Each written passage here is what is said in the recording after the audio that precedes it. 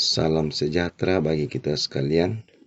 Kiranya kita semua dalam keadaan sehat hari ini. Selamat berjumpa kembali di dalam mendengarkan firman Tuhan yang akan kami sampaikan dari Bukit Cion Makale sesuai dengan bacaan harian Gereja Toraja hari Jumat tanggal 10 November 2023 dari Mazmur 78 ayatnya yang ke-12 hingga ayatnya yang ke-16. Mazmur 78 ayatnya yang ke-12 hingga ayatnya yang ke-16. Namun sebelum membaca firman Tuhan, saya mengajak kita semua satu dalam doa. Kita berdoa. Dengan segala kerendahan ya Tuhan, kami datang mengucap syukur kepada-Mu, mensyukuri anugerah Tuhan yang sungguh luar biasa nyata dalam kehidupan kami.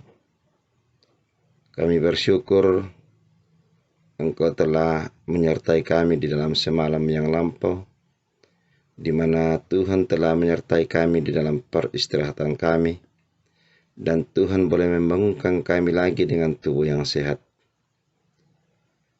Sekarang ya Tuhan, kami akan membaca, mendengar, dan merenungkan firman-Mu yang akan menjadi suluh dan pedoman di dalam menjalani hidup karunia-Mu.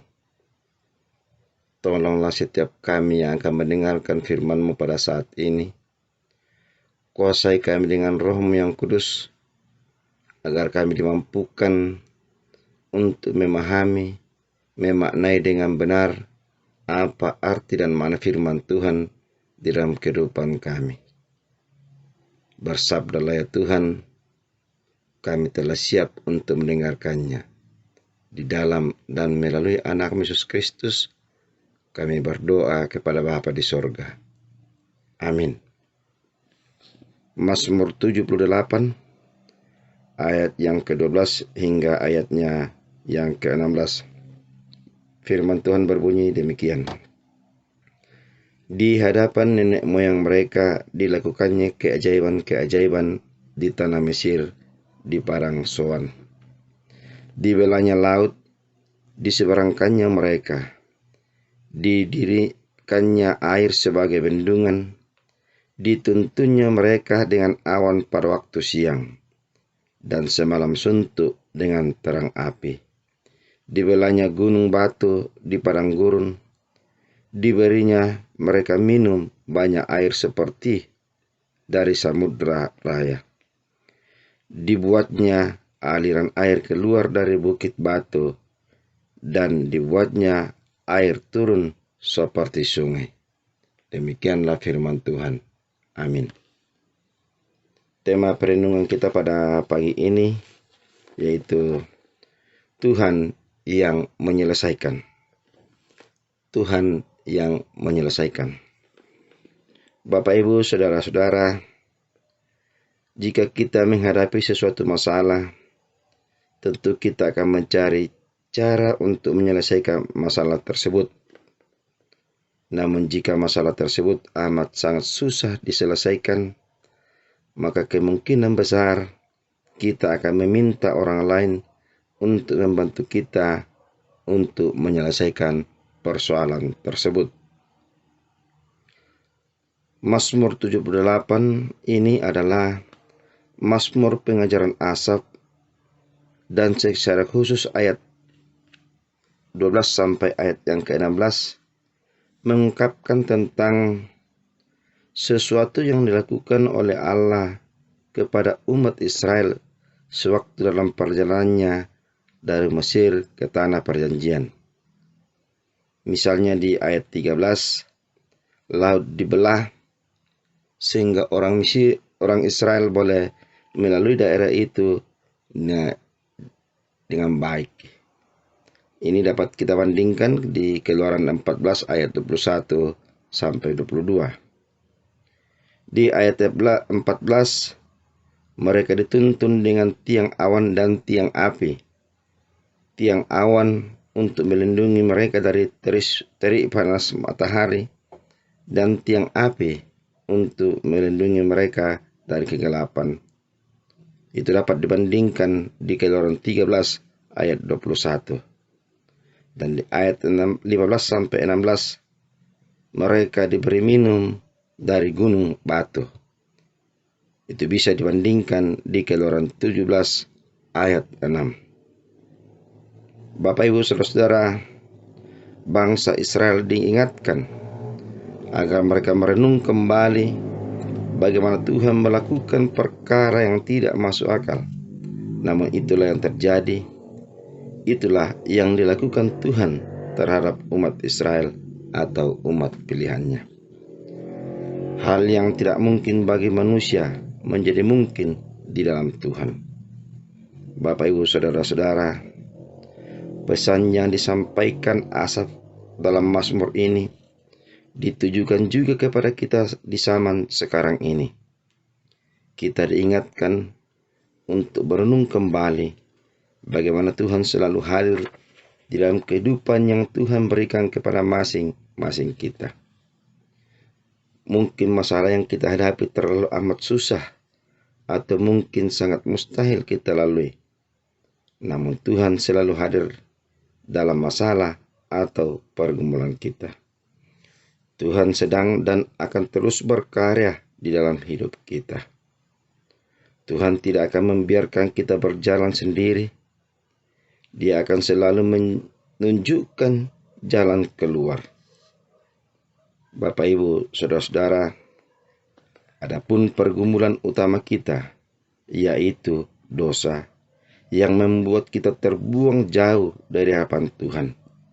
Namun oleh karena kasih-Nya, oleh karena kasih dari Tuhan, Ia mengaruniakan anaknya yang tunggal, yaitu Yesus Kristus, untuk menebus dosa-dosa kita. Yohanes 3 ayat 16 berkata, "Karena begitu besar kasih Allah akan dunia ini, sehingga Ia telah mengaruniakan anaknya yang tunggal, supaya setiap orang yang percaya kepadanya tidak binasa, melainkan beroleh hidup yang kekal." Oleh karena itu, marilah dengan keyakinan yang sungguh, kita menyerahkan seluruh kehidupan kita ke dalam tangan kasih-Nya, dan mempercayakan seluruh hidup kita ke dalam tangan kuasa Kristus, karena Yesus Kristus akan selalu bersama-sama dengan kita. Roh Kudus memberkati kita semua. Amin.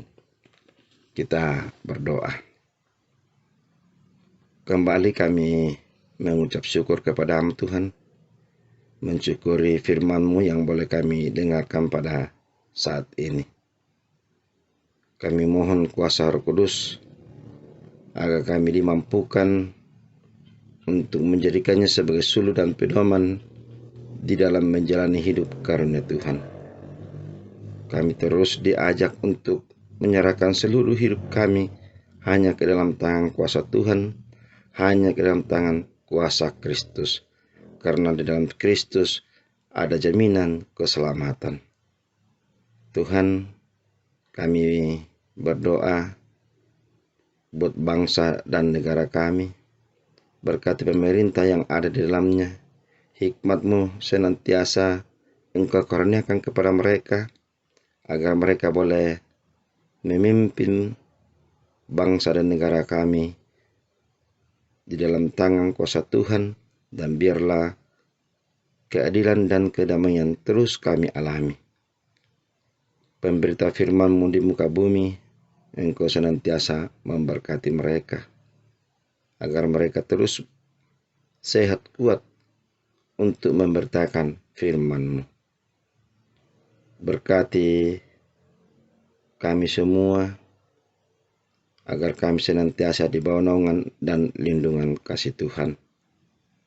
Ajarlah kami Tuhan untuk senantiasa hidup kudus di hadapan Tuhan. Mampukan kami Tuhan untuk merendahkan diri, untuk menjalin komunikasi yang baik kepada siapapun yang kami temui setiap saat. Tuhan, kami berdoa akan pergumulan-pergumulan hidup yang kami lalui. Tuhan terus bersama-sama dengan kami, agar kami boleh lalui di dalam Tuhan.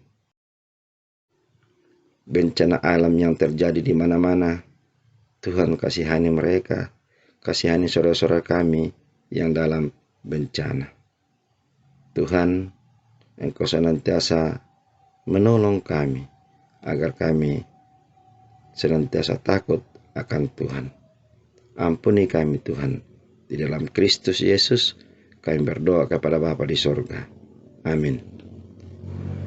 Demikian firman Tuhan yang boleh kita dengarkan pada pagi ini. Selamat beraktivitas. Tuhan Yesus memberkati kita semua.